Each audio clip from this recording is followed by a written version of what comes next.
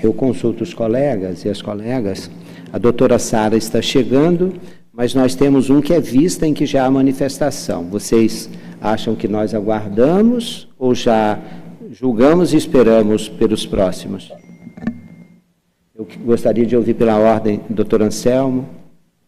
Não tem nenhum problema a gente iniciar pelo voto vista, né, da doutora Paola. Alguma objeção? Então, houve manifestação da doutora Sara? Já, é.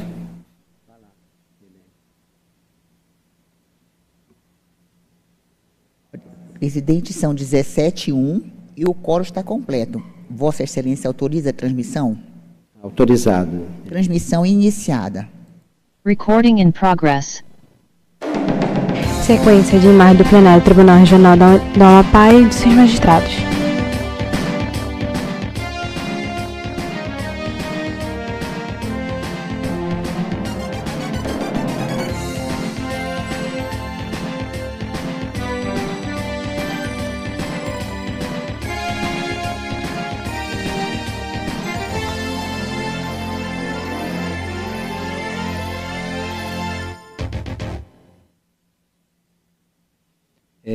Foco na parte central da mesa, na tela, no canto direito superior, logo TREAP, e no canto direito inferior, janela de livros com intérprete. Realizado na modalidade híbrida, presencial e por videoconferência. E submeto à apreciação ata da 71ª Sessão Judiciária Ordinária, perguntando se há algum óbice à aprovação. Não havendo, declaro aprovada. Nós já temos um processo... Na barra inferior, 17.2, 5 de 9 de 2024, 72ª Sessão Judiciária Ordinária. Permanece o foco na parte central da mesa, com a palavra desembargador Carmo Antônio, presidente do Tribunal Regional Eleitoral do Amapá. Está a caminho, já está chegando.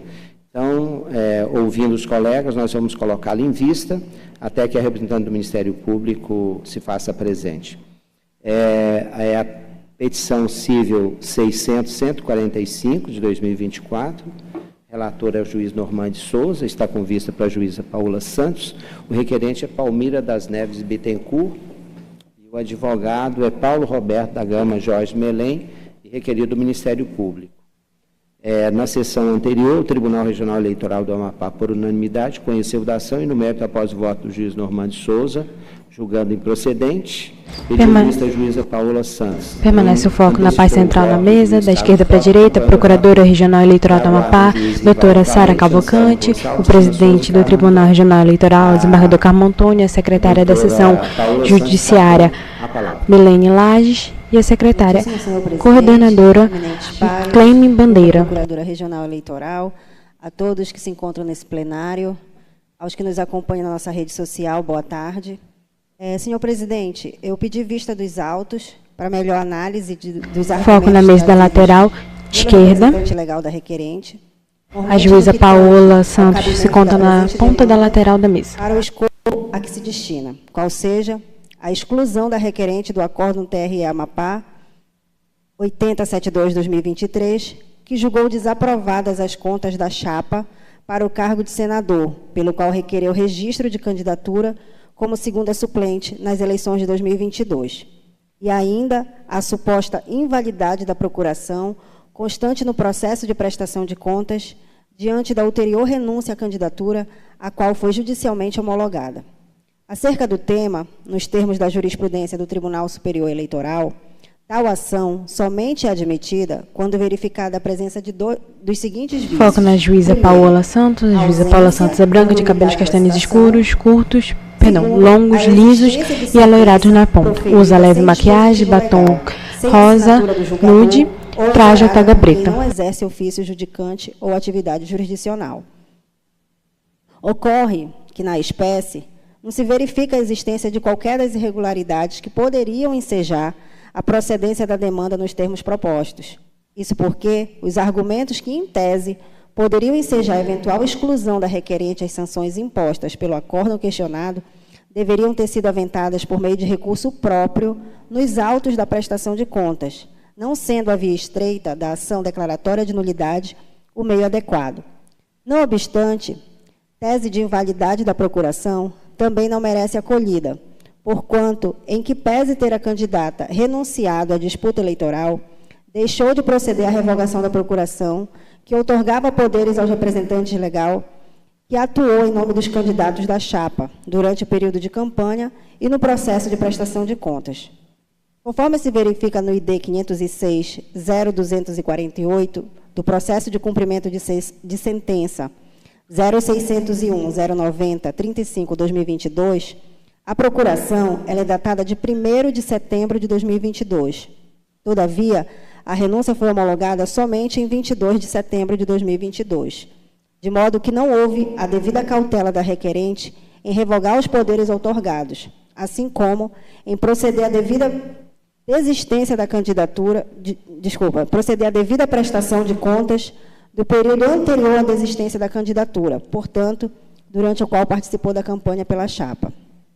Por fim, é oportuno destacar, como devidamente feito pelo relator, que todos os candidatos, ao protocolar o requerimento de registro de candidatura, o fazem cientes da obrigação de prestar contas a essa especializada, na medida em que, por imposição legal, os candidatos devem o RRC, com a declaração de ciência da determinação de prestar contas, mesmo nos casos de renúncia, desistência, substituição, indeferimento, cassação ou cancelamento de registro. Então, com essas considerações, eu acompanho integralmente o bem lançado voto do relator e voto pela improcedência da ação declaratória de nulidade. É como voto. Juiz Rivaldo Valente. Senhor presidente, Foco na parte central da mesa. doutora procuradora regional, ilustres advogados, todos presentes nessa sessão e virtualmente. Senhor presidente, eu tive o cuidado de analisar detidamente as alegações. Foco na mesa da lateral direita. O juiz Rivaldo Valente se encontra na ponta da lateral da mesa. Neste processo, uma vez que se relacionam aos mesmos fatos já apreciados por esta Corte no julgamento da prestação de conta 1090 de 2022 e Foco no juiz Rivaldo Valente. O juiz Rivaldo Valente é branco, de cabelos grisalhos, curtos, usa óculos de armação escura, tem barba escanoada, grisalha, traje de toga preta. Eu peço todas as vênias ao eminente relator e a todos que o acompanharam e sinto-me confortável para divergir. Primeiramente, é importante consignar que, no bojo dos autos da prestação de contas 1090 de 2022, onde foram para fevereiro de 2024, acolheu parcialmente os embargos opostos pelo primeiro suplente, conferindo-lhe efeitos integrativos para afastar a eventual responsabilização solidária decorrente da prestação de contas apresentada por Guaraci Batista da Silveira Júnior, ante a ausência de comprovação de que o requerente participou efetivamente da gestão dos recursos considerados irregulares. Na ocasião, a requerente não opôs embargos, assim como fez o primeiro suplente, e por isso não teve oportunidade de ter sua responsabilidade pelas contas prestadas pelo titular eximidas, perdendo o benefício do entendimento firmado pela Corte à época. Há uma forte razão para isso. Contextualizo-a. Compulsando os autos de registro de candidatura da requerente, observa-se que a requerente protocolou pedido de renúncia em seu registro de candidatura ao cargo em 21 de setembro de 2022, o qual foi homologado no dia seguinte. Entretanto, a decisão pela renúncia foi fortemente questionada pelo senhor Guaraci Batista da Silveira Júnior, em agravo interposto no dia 25 de setembro de 2022, cujo arrazoado foi marcado por graves acusações da requerente quanto às razões de sua renúncia. O agravo regimental, sob a relatoria do emitido juiz Paulo Madeira, foi julgado em 11 de outubro de 22 e a unanimidade foi desprovido pelo tribunal. Meu voto, senhor presidente, eu vou dispensar a leitura, eu trago a ementa deste acórdão, o que foi proferido no agravo. O acordo transitou em julgado em 14 de outubro de 22. A partir da renúncia e da interposição do agravo, há evidente conflito de interesses e irremediável quebra de confiança entre Guaraci Batista Silveira Júnior, candidato à frente na gestão das contas da chapa, e a requerente, que havia renunciado sua candidatura. Tal fato, entendo, é motivo suficiente para se cogitar a invalidade dos efeitos da procuração anteriormente concedida e ortogada, cuja data da procuração assinada pelo requerente e pelos demais integrantes da chapa consta em 1º de setembro de 22, antes da desavença, e que foi juntada nos autos da prestação de contas 1090 de 22 em 16 de março de 2023. Logo, muito tempo após o dissídio em questão e ao trânsito em julgado da decisão que homologou a renúncia de sua candidatura. Reforça a existência de conflito de interesse e da quebra de confiança o fato de que o gestor das contas na barra de rolagem inferior. Primeiro, petição civil número do processo 0600.145-77.2024.6.03.000, continuação de julgamento. Origem, Macapá, barra P, relator, juiz Normando Souza. Processo de prestação de contas, porquanto a procuração conjuntamente assinada pelos integrantes da chapa nos autos não mais traduziu na defesa de seus interesses, ante evidente conflito de interesse entre os candidatos, e assim ferir invalidade ou inexistência de seu chamamento ao processo. Senhor presidente, a renúncia ao cargo de suplente da chapa majoritária, homologada pela Justiça Eleitoral, retira da renunciante o status de candidata. Nesse contexto, a renúncia homologada implica que a segunda suplente deixou formalmente a chapa antes da desaprovação das contas de campanha. Portanto, sua vinculação jurídica à candidatura cessou no momento da homologação da renúncia. A responsabilidade pela devolução dos recursos públicos de campanha é atribuída tão somente aos candidatos que efetivamente entregaram a chapa até a conclusão do processo eleitoral, ou seja, o candidato titular, senhor Guaraci Batista da Silveira Júnior, como decidiu o tribunal. Há de destacar que a citação não é obrigatória nos processos de prestação de contas eleitorais, como muito bem fundamentou o eminente relator. O que é exigido é a intimação para que o candidato ou partido seja notificado sobre as irregularidades e tenha a oportunidade de se manifestar, garantindo os princípios do contraditório e da ampla defesa. Quando há possibilidade de uma decisão desfavorável, como aconteceu nos autos da prestação de contas, que resultou na aplicação de multa e sanções a requerente de forma solidária, embora com renúncia homologada pela Justiça, entendo, com a devida vênia aos que pensam de modo contrário, que essa intimação não poderia ser efetivada através dos advogados que se habilitaram nos autos com procuração com data anterior à renúncia de sua candidatura e ao conflito de interesse entre os candidatos otorgantes. Nessa situação, a intimação da requerente deveria ter sido pessoal, pois qualquer medida que afete diretamente os direitos políticos do candidato precisa estar respaldada pelo pleno exercício da defesa. A intimação por meio dos advogados, como aconteceu nos autos da prestação de contas, não pode ser considerada suficiente em face do conflito de interesse entre os candidatos otorgantes que constam na mesma procuração, exigindo-se assim, no presente caso e situação, a forma mais segura, que é a pessoal.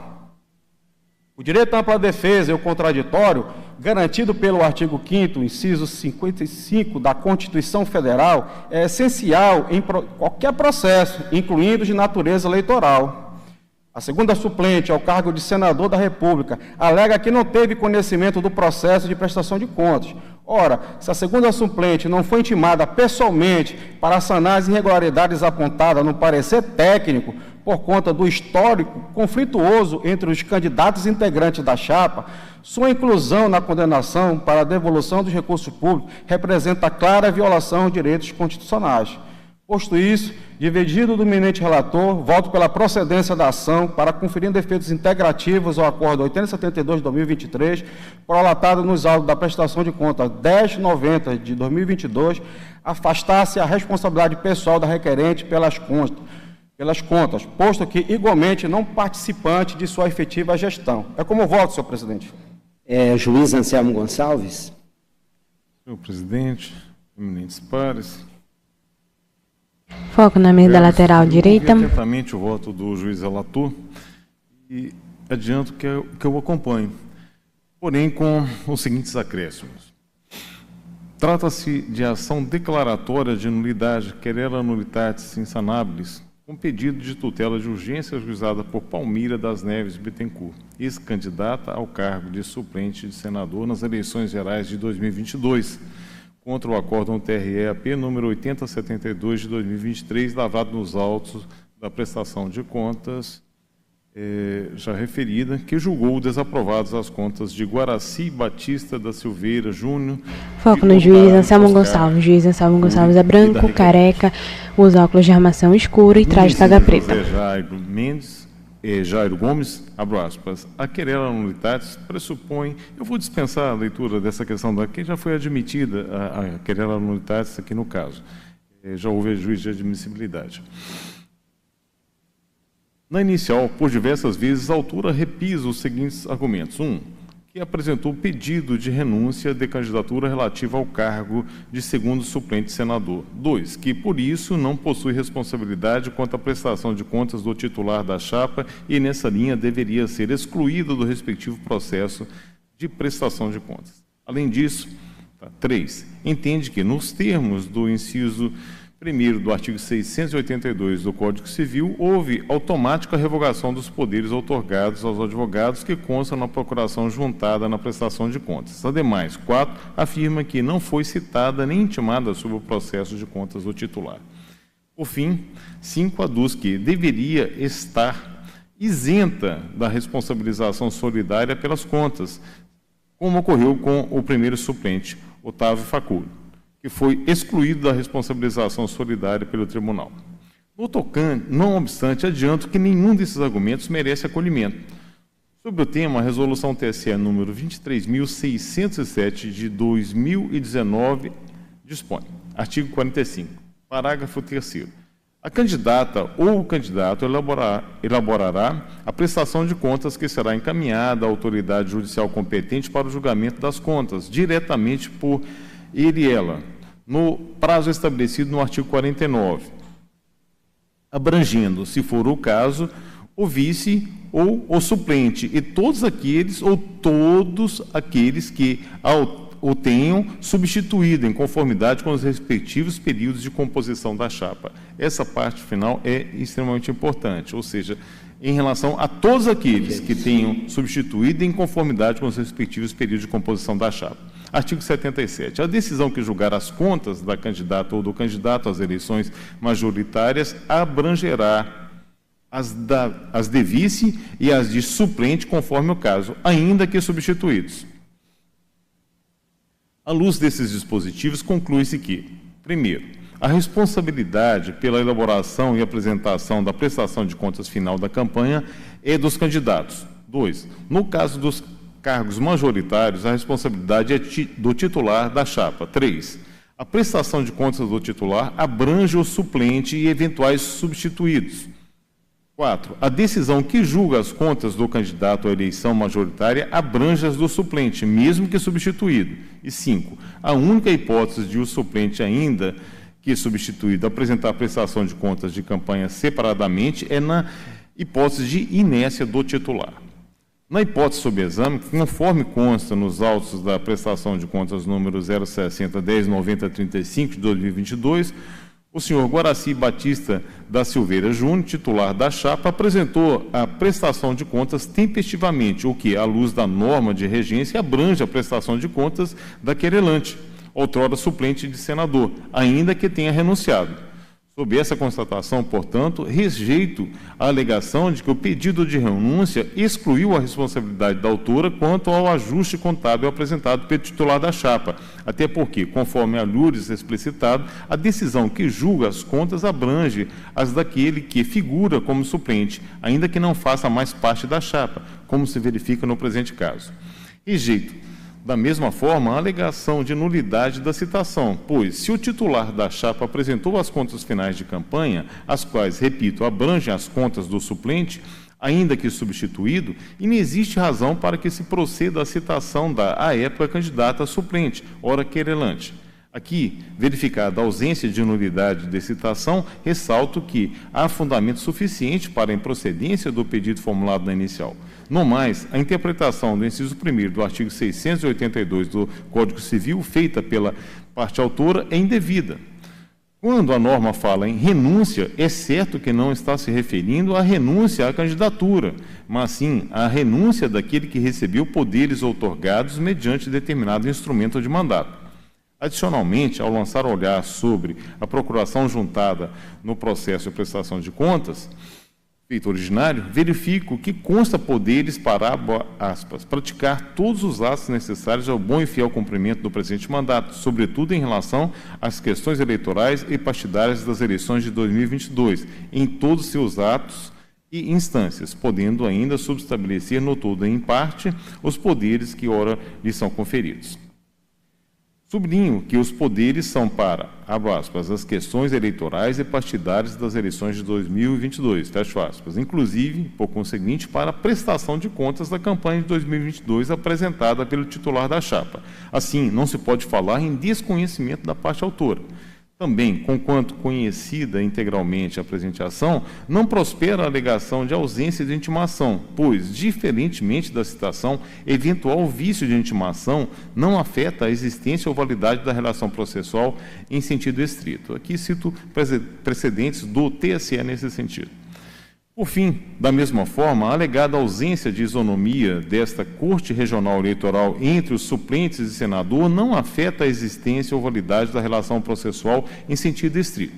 À época, ao acompanhar o juiz relator da prestação de contas eleitorais número 060109035 de 2022, fui também vencido e prevaleceu a tese de exclusão do senhor Otávio Oscar Facuri, igualmente suplente, de eventual responsabilização solidária decorrente da prestação de contas apresentada por Guaraci Batista da Silveira Júnior, titular. Todavia, diante daquela decisão, caberia à parte, pelos meios apropriados e naquele processo, a exemplo do proceder do senhor Otávio Oscar Facuri, discutir a responsabilização solidária pela eventual malversação de recursos públicos pelo titular da chapa de senador naquele pleito eleitoral, conforme se vê no Acórdão TRE-AP número 8264 de 2023. Nesse cenário, a improcedência do pedido é a medida que se impõe. Ante o exposto e fiel a essas considerações, acompanho o relator para julgar improcedente o pedido. É como voto, senhor presidente. Juíza Tina Souza. Foco no desembargador Carmo Antônio. Doutora Procuradora, ouvido os votos. Foco na mesa da lateral esquerda. Mas é o voto proferido pelo próprio relator. A ele adiro. Eu também acompanho os votos precedentes. Foco no desembargador Carmo Antônio. Julgar improcedente. Decisão no Tribunal Regional Eleitoral do Amapá, por unanimidade, conheceu da ação e, no mérito, por maioria, julgou a improcedente, vencido o juiz Rivaldo Valente, nos termos dos votos proferidos. Em julgamento, o recurso eleitoral no requerimento de registro de candidatura 600.343/2024, origem Macapá, relator juiz Normando de Souza, recorrente Gilvan Pinheiro Borges, recorrido do Ministério Público Eleitoral. Atuarão como vogais juízes e juízas Paola Santos, Rivaldo Valente, Carlos Torque, Anselmo Gonçalves, Tina Souza e Carmo Antônio. O relator está com a palavra. Excelência, eu não sei se tem um advogado com sustentação nesse caso aí? Tem, e ele vai fazer sustentação oral. O doutor Ercílio de Azevedo aqui. Então é o relatório, né? Gilvan Pinheiro Borges apresentou... Foco na mesa da lateral direita. Ao cargo de da esquerda para a direita, o juiz Normando de Souza, o juiz Anselmo Gonçalves, o juiz Normando de Souza e o juiz Rivaldo Valente. Requisitos do registro, o Ministério Público Eleitoral apresentou manifestação pugnando pelo deferimento do pedido. Na sentença, foco no juiz Normando de Souza. O juiz Normando de Souza é branco de pele, é branco, de cabelos castanhos escuros, curtos, presos para trás, usa óculos de armação escura, traje de toga preta. Que a certidão de quitação eleitoral emitida pela Justiça Eleitoral abrange a inexistência de débitos decorrentes de multas eleitorais aplicadas em caráter definitivo, exceto quando estão com a exigibilidade suspensa ou em curso de execução, como no caso de parcelamento. Entretanto, na tramitação da execução fiscal das CDAs, aí são citados 2 números, ainda está pendente de resolução a legitimidade passiva do requerente. Apesar de sustentar que tais débitos são de responsabilidade do diretório municipal, o requerente está inscrito como corresponsável e o argumento deve ser analisado no âmbito daqueles autos. No que diz respeito ao objeto deste feito, até o momento, o requerente não regularizou sua situação fiscal ou obteve decisão judicial que afastasse sua responsabilidade pelas multas em execução fiscal número tal. Portanto, não é possível deferir o registro de candidatura, pois não comprovou a plena quitação eleitoral. Ante a ausência de quitação eleitoral, então, o juiz indeferiu o pedido. Em oposição a essa decisão, o pretenso candidato interpôs o recurso, no qual alega, basicamente, que a emenda constitucional 133 de 2024 fulminou o título de crédito que é amparo para a execução fiscal. Na barra de rolagem inferior, recurso eleitoral no requerimento de registro de candidatura. Número do processo 06-00-343-84.2024.6.03.0010. Origem Macapá/P. Relator juiz Normande Souza. Apresentou contrarrazões onde afirma que a emenda constitucional não se estende para situações individuais, abrangendo somente as sanções impostas a partidos políticos e suas fundações, motivo pelo qual pugnou pelo improvimento. O MPE, atuante aqui nessa corte, na condição de fiscal da lei, se manifestou também pelo desprovimento do recurso, por entender que a discussão sobre prestação de contas não deve ser feita em sede de registro de candidatura, pois esse tipo processual somente é utilizado para aferir as condições de elegibilidade e causas de inelegibilidade dos requerentes. Esse é o relatório, Excelência. Com a palavra... Foco na parte central da mesa. Advogado para a sustentação oral. Boa tarde. Obrigado, senhor presidente. Eminente presidente desse egrégio Tribunal Regional Eleitoral, eminentes juízes que compõem essa egrégia corte. Foco no advogado Hercílio Aquino. O advogado é branco, de cabelos grisalhos, curtos, usa óculos de armação escura, traja terno escuro, sobre camisa branca e gravata azul. Excelência, como bem relatado, trata-se de a questão posta do recurso eleitoral sobre a condição de elegibilidade do recorrente referente a 2 multas eleitorais.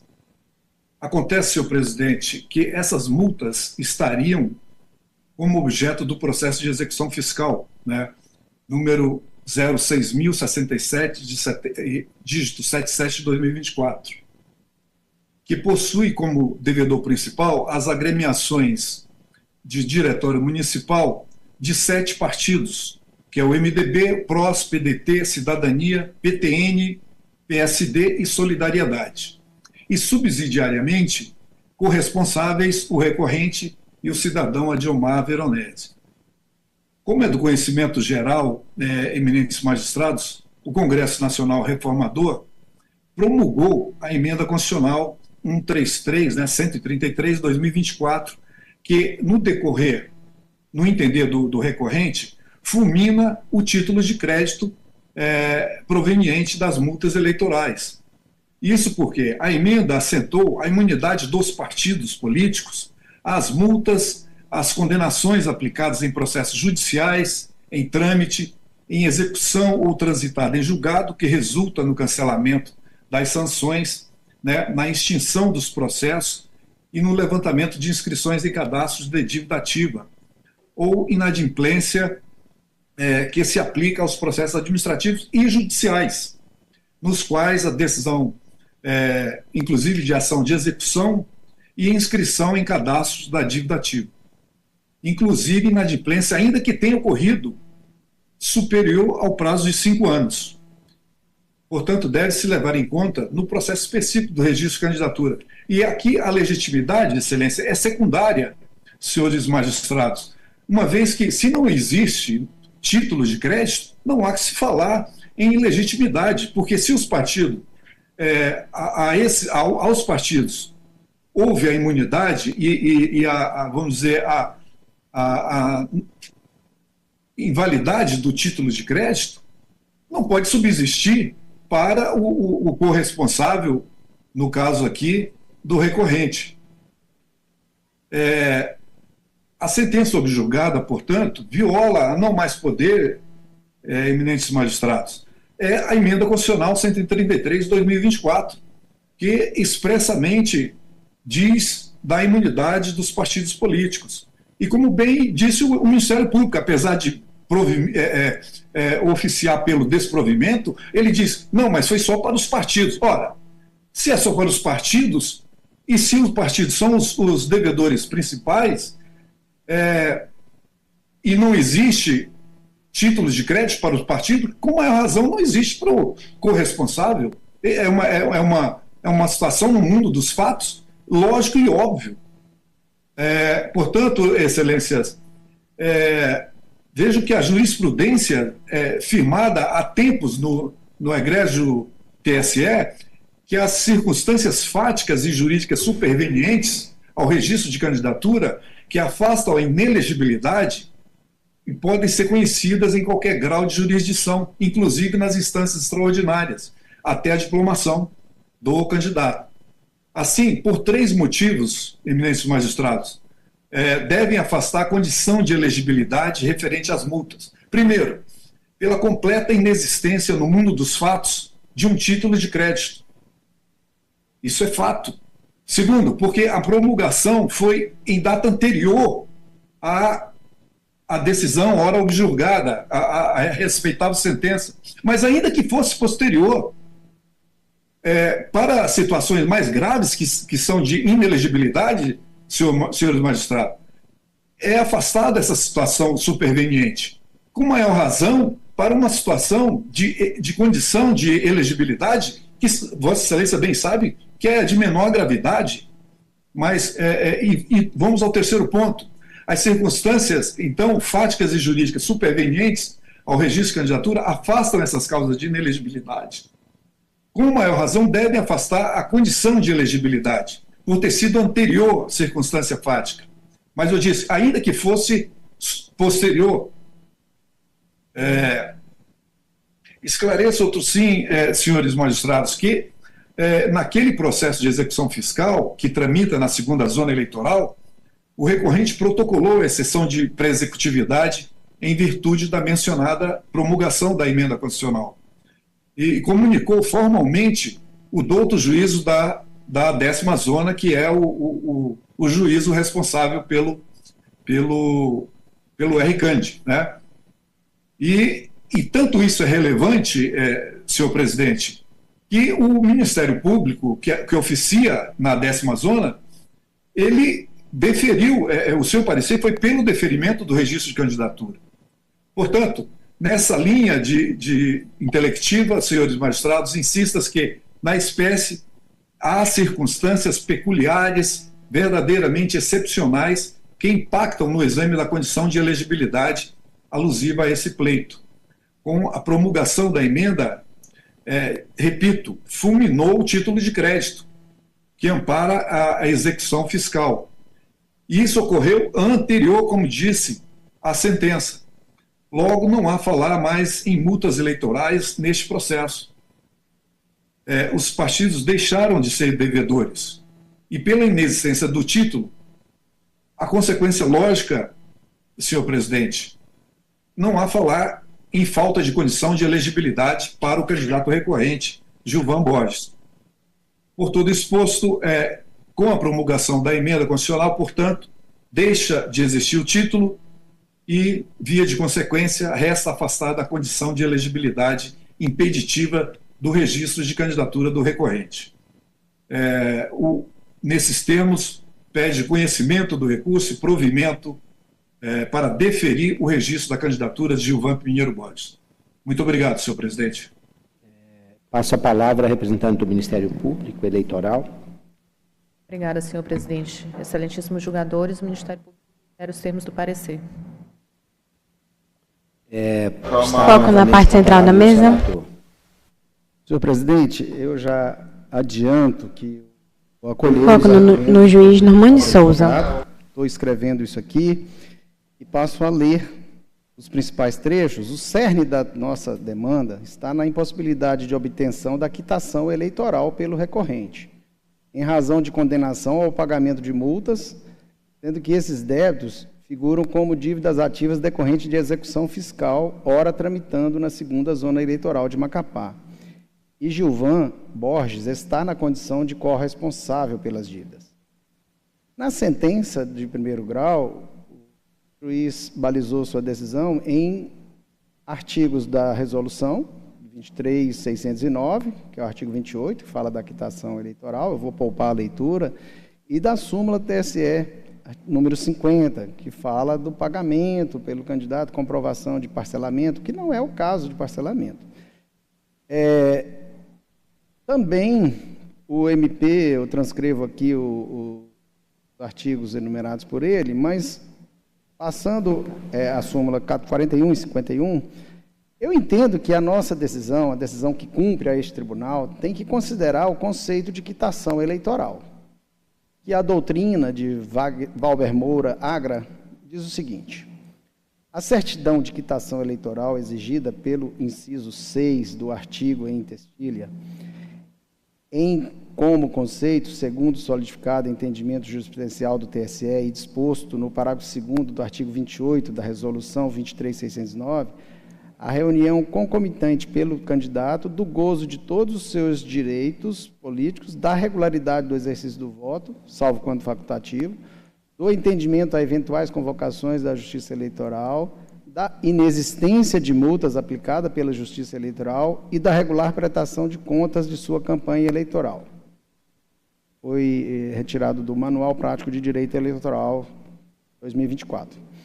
Observe que a inexistência de aplicação de multa eleitoral é requisito fundamental para que o interessado possa obter a certidão e, como tal documento, é de obrigatória apresentação no requerimento de registro de candidatura no momento de se debater a penalidade.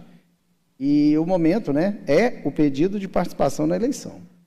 Desta forma, eu afasto a incidência das súmulas 41 e 51 do TSE, primeiro por não se tratar de sanção de outro órgão do Judiciário ou Corte de Contas, e também porque aqui não se vai debater o mérito das contas, e sim a consequência da decisão do pedido de registro. Tanto assim que o TSE já deliberou em situações que avançam ao mérito da quitação de débitos de multas em registro de candidatura, motivo pelo qual não encontro óbice em analisar a aplicabilidade de legislação como causa de elisão de dívida. Repiso, não se trata de reavaliar se o partido foi regular ou não na sua prestação de contas, mas somente se essa dívida ainda é aplicável para impedir a quitação eleitoral, elemento fático do registro do recorrente. Trata-se de competência reflexa em razão do período eleitoral, que impõe a atração da análise dos fatos para o bojo dos presentes autos. Um exemplo clássico dessa competência reflexa é o das dissidências partidárias, que também tratam de matérias intrapartidárias, mas por sua influência direta no processo da eleição, resta sendo resolvida pela Justiça Eleitoral. Eu trago alguns julgados aqui do TSE, eu também creio que não faz necessária a leitura agora, mas está no voto. Avançando, resta avaliar se a emenda constitucional se aplica ao interesse do candidato em elidir sua dívida. A competência tributária do Estado é limitada para que não ofenda garantias constitucionais. Essa limitação pode ser feita por meio de isenções legislativas, como o caso da imunidade tributária. Eu trago também julgados do ministro Barroso, que ele foi relator, falando das imunidades, também penso que não é necessária a leitura. É o caso da emenda 133, que foi assim emendada. Impõe aos partidos políticos a obrigatoriedade da aplicação de recursos financeiros para candidaturas de pessoas pretas e pardas, estabelece parâmetros e condições para a regularização e refinanciamento de débitos de partidos políticos e reforça a imunidade tributária dos partidos políticos conforme prevista na Constituição Federal. Ora, em nenhum momento o legislador se referiu à pessoa física, tendo a imunidade aplicada diretamente às agremiações partidárias, com a finalidade de impedir que débitos inviabilizem o funcionamento das agremiações políticas. Desta forma, a primeira impressão é de que a norma constitucional não se amolda ao caso do Gilvan Borges. Contudo, se faz mister verificar qual é a origem desse débito para poder solidificar essa conclusão. Isso porque, ao se aprofundar no teor do processo de execução, temos que a dívida realmente se trata de penalização a partido político, onde o recorrente figura como devedor solidário. O processo de execução fiscal tramita na segunda zona desde outubro de 2021 e, nesse momento, foi encaminhado à União para manifestar-se justamente sobre a aplicação dessa emenda constitucional naquelas dívidas. Os débitos estão citados aí, tais, sendo que a petição aponta como devedores o PMDB, PROS, PDT, a todos que compunham, né? E Gilvan na condição de corresponsável também. Evidenciado está que o recorrente não é o principal devedor, sendo solidário na responsabilidade em razão de ter ocupado cargo de direção na agremiação. Nesse passo, se a penalidade de multa está extinta pela norma constitucional, não há que se falar em devedor corresponsável. Inexistindo a dívida para o principal, também se extingue para os demais. É o caso clássico do brocardo, o acessório acompanha o principal. Por todo o exposto, entendo que assiste razão ao recorrente pela inexistência da dívida, o que impediria de obter a certidão de quitação eleitoral. Assim, eu voto pelo provimento do recurso para reformar esta sentença da segunda zona e, não existindo outros óbitos, como atestado na informação cartorária, que eu cito aqui o ID, defiro o registro da candidatura de Gilvan Pinheiro Borges ao cargo de prefeito pelo partido Avante, no município de Macapá, para estas eleições de 2024. Assim que eu voto, Excelência. Foco na parte central da mesa. Aqui. Juíza Paola Santos. Eu acompanho o relator, presidente. Juiz Rivaldo Valente. Senhor presidente, eu fiz um voto escrito aqui, eu vou proferir diante da importância dessa matéria. Foco na mesa da lateral direita. Trata-se de recurso eleitoral interposto por Gilvan Pinheiro Borges contra a sentença proferida pelo juízo da 10ª Zona Eleitoral, que indeferiu seu requerimento de registro de candidatura em razão da ausência de quitação eleitoral. Em suas razões recursais, o recorrente argumenta que protocolou exceção... Foco no juiz Givaldo Valente. Execução fiscal 67/2024, que tramita na segunda zona eleitoral em virtude da recente promulgação da emenda constitucional 133 de 2024. Sustenta que a multa registrada em seu cadastro na Justiça Eleitoral refere-se às supostas sanções cuja cobrança foi suspensa pela nova legislação em sede de execução fiscal, alegando que, com a promulgação da emenda constitucional 133 de 2024, a situação de sua quitação eleitoral foi alterada, uma vez que a referida emenda estabelece imunidade tributária aos partidos políticos e, consequentemente, a nulidade das sanções relacionadas a multas eleitorais que estavam em vigor anteriormente. Sustenta também que, com essa mudança, não há mais fundamento para considerar as multas como um impedimento à sua elegibilidade. O recorrente destaca que a decisão da 10ª Zona Eleitoral o considera corresponsável por 2 multas, mas que estas multas já não têm validade devido à promulgação da emenda constitucional. Assim, a condição de elegibilidade do candidato recorrente estaria, portanto, preservada.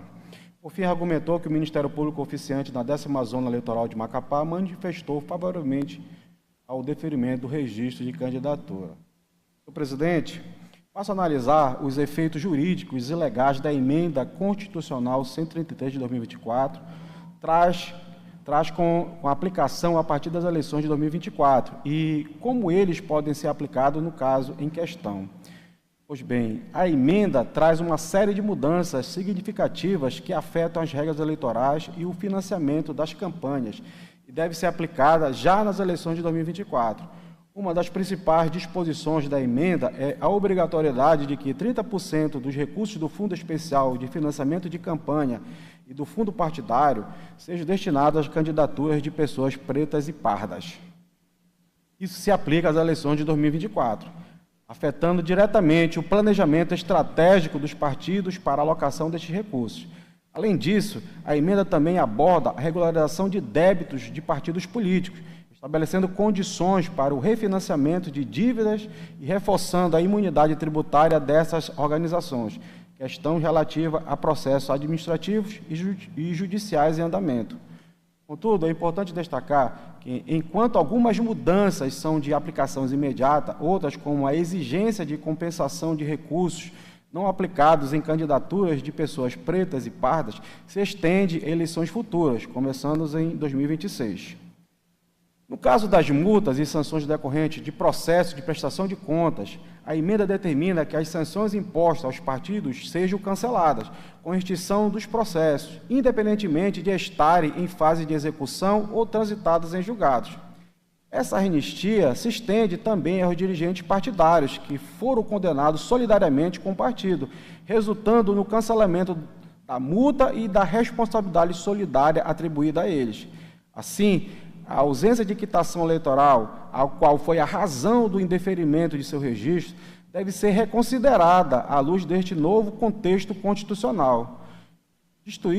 Diante do exposto, é evidente que a situação do recorrente foi impactada pela nova ordem jurídica estabelecida pela Emenda Constitucional 133 de 2024, o que deve ser considerado para fins de análise de sua elegibilidade. A presunção de responsabilidade em relação à multa anterior não pode prevalecer em face da nova norma que suspendeu a validade da cobrança. Portanto, senhor presidente, acolho as razões recursais apresentadas por Gilvan Pinheiro Borges, voto pelo provimento do recurso para que seja deferido o registro de sua candidatura, reconhecendo a regularidade de sua situação eleitoral à luz da Emenda Constitucional 133 2024. Por essas razões, senhor presidente, acompanho integralmente o voto do eminente relator. É como voto. Foco na parte central da mesa, com a palavra desembargador Carmo Antônio. Carlos Torque. Boa tarde, senhor presidente, a todas e todos, ao doutor Aquino, em especial. Foco no juiz Carlos Torque. O juiz Carlos Torque é branco, de cabelos castanhos escuros, curtos, usa óculos de armação escura e traja talha preta. Mencionando ainda o artigo 7º da emenda, é o caso de aplicação. A origem da dívida é partidária e a ele se aplica naturalmente a imunidade pelo princípio da congruência de efeito imediato e concreto. A burocracia não pode atrapalhar os princípios da democracia, que é o direito à participação do candidato que pleiteia o seu registro. Ainda que haja eventual dificuldade em razão da recente edição da emenda, ela é de agosto, é natural que haja alguma dificuldade aí da sua aplicação até a eventual emissão de certidão. Mas, repito, isso não pode atrapalhar o candidato que deve ser, que se dispõe ao pleito ainda nessa condição de dirigente partidário, que o partido tem dívida já tornando-se imune em face à emenda constitucional número 133. Por tais razões, eu acompanho inteiramente o voto do relator, dando provimento ao apelo. Juiz Anselmo Gonçalves. Foco na parte central da mesa. Em razão ao Ministério Público Eleitoral, quando Foco na mesa da lateral direita. O número 133 de 2024 não se estende para situações individuais, abrangendo somente as sanções impostas a partidos políticos e suas fundações. Só que há um equívoco do representante do Ministério Público Eleitoral de primeiro grau quando ele pugna pelo improvimento do recurso. Porque o caso, como bem demonstrado pelo... Foco no juiz Anselmo Gonçalves. É de uma situação individual, mas sim partidária. O Gilvan Pinheiro Borges, no caso, é só o quê? O corresponsável. O devedor, então, é a agremiação partidária. Então, não há nada a ser acrescentado ou mudado no bem lançado voto do eminente relator. Com essas razões, senhor presidente, eu acompanho o voto lançado pelo relator. Foco na parte central da mesa, com a palavra desembargador Carmo Antônio. Relator, presidente. Eu também acompanho o relator. Decisão: o Tribunal Regional Eleitoral do Amapá, por unanimidade, conheceu do recurso no mérito, deu-lhe provimento nos termos dos votos proferidos. O acórdão está sendo publicado em sessão e o número dele é 8429. Em julgamento, o recurso eleitoral no requerimento de registro de candidatura 0600-233,